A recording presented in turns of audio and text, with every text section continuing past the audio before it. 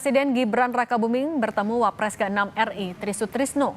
Pertemuan ini jadi menarik karena Tri Sutrisno adalah salah satu tokoh yang ikut menyerukan usulan pemakzulan Gibran yang dibuat Forum Purnawirawan Prajurit TNI.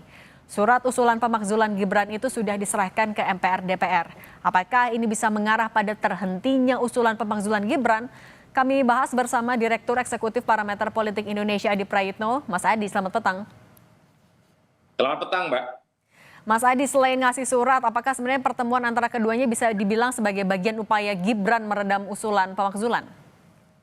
Ya, saya kira dua hal. Pertama, kunjungan Wapres Gibran dengan Pak Tri Sutrisno, tentu ini sebagai upaya misalnya adalah langkah politik kebangsaan. Misalnya memberikan surat undangan ya yang bangsa ini akan menyelenggarakan hari ulang tahun kemerdekaan Indonesia yang ke-80, karena apapun judulnya, Pak Tri Sutrisno itu adalah mantan wakil presiden Republik Indonesia, dan mungkin di situ juga akan banyak pelajaran-pelajaran yang mungkin bisa di-share oleh Pak Tri Sutrisno kepada Gibran yang saat ini sebagai Wapres. Itu kan tafsir yang paling umum dimaknai oleh publik.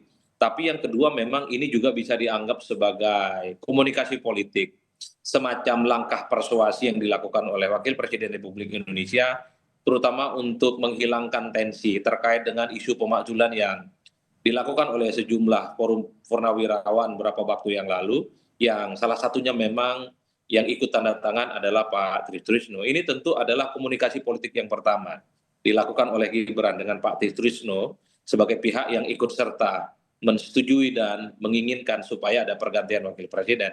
Inilah yang saya kira memang publik mengatakan jangan-jangan ini juga bisa akan membuat bagaimana gerakan-gerakan pemakzulan itu tidak akan muncul lagi ke publik dan akan menjadi selesai.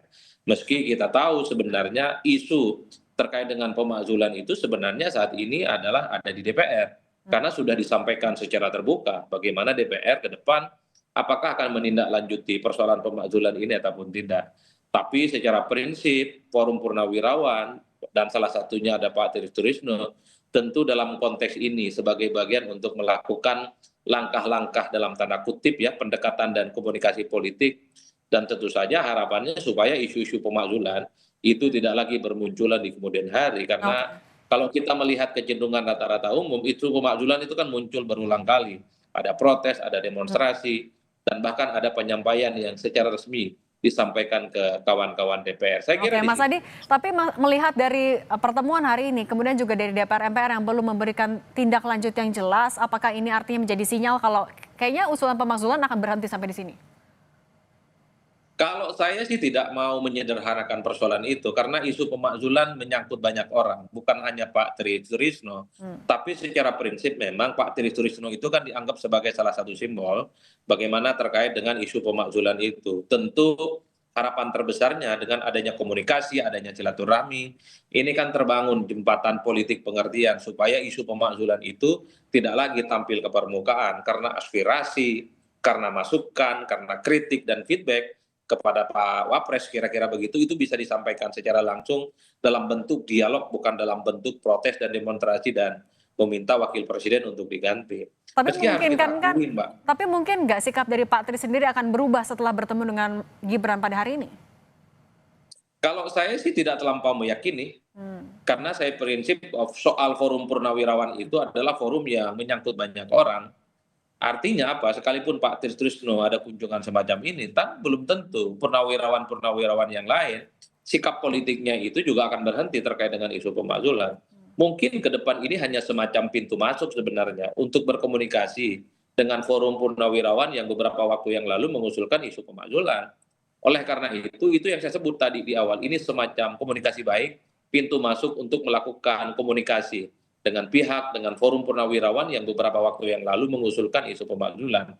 Tentu di kemudian hari ada pertemuan-pertemuan lanjutan yang mungkin perlu dilakukan oleh Mas Wapres ya, bertemu dengan pihak-pihak yang selama ini lantang, nyaring dan selalu mengusulkan terkait dengan isu pemakzulan, karena di Indonesia itu ada kecenderungan.